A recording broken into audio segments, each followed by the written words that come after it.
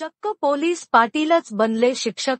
सोनखुर्द व खुर्चीमाळ येथील धक्कादायक प्रकार, घेत आहेत 2 पगार. जिल्हाधिकारी व सीईओ यांना बिरसा फायटर्सचे निवेदन. नंदुरबार प्रतिनिधी. नंदुरबार जिल्ह्यातील काही गामवाचे पोलीस पाटील हे चक्क शिक्षकाची नोकरी करीत आहेत. अशा एक व्यक्ती 2 पदांवर काम करून दोन्ही पदांचे मानधन घेणाऱ्यांवर कायदेशीर कडक कारवाई करा, अशी मागणी बिरसा फायटर्स नंदुरबार संघटनेकडून जिल्हाधिकारी नंदुरबार, मुख्य कार्यकारी अधिकारी जिल्हा परिषद नंदुरबार यांच्याकडे एका निवेदनाद्वारे करण्यात आली आहे. प्रत्येक गावात शांतता व सुव्यवस्था राखण्याची जबाबदारी पोलीस पाटीलांवर असते. पोलीस पाटीलाला दरमहा 15,000 रुपये पगार दिला जातो. महाराष्ट्र ग्राम पोलीस अधिनियम 1963 च्या तरतुदीनुसार पोलीस पाटीलाची नियुक्ती जिल्हाधिकाऱ्यांकडून केली जाते.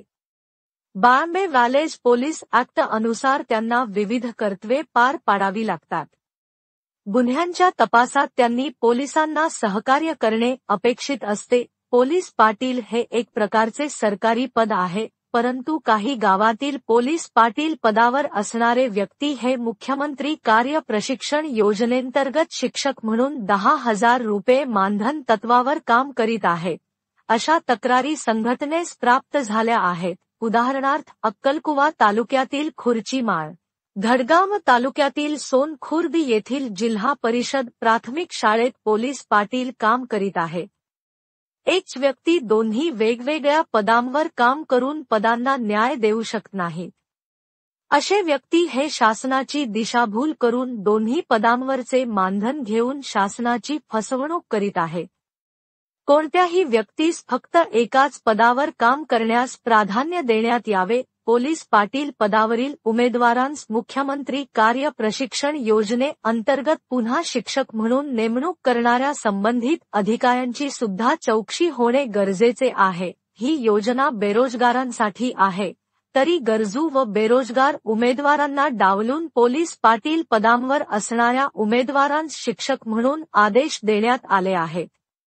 हे गरजू उमेदवारांवर अन्यायकारक बाब आहे. म्हणून नंदुरबार जिल्ह्यातील पोलीस पाटील पदांवर असणारे व्यक्ती हे बेकायदेशीर शिक्षक व इतर पदांवर काम करीत आहेत व दोन्ही पदावरचे मानधन घेऊन शासनाची दिशाभूल करून फसवणूक करीत आहेत. म्हणून अशांची सखोल चौकशी करून संबंधित दोषींवर कायदेशीर कडक कारवाई करण्यात यावी, अशी मागणी बिरसा फायटर्स नंदुरबार संघटनेकडून करण्यात आली आहे. Bureau report Maybhumi news channel Maharashtra.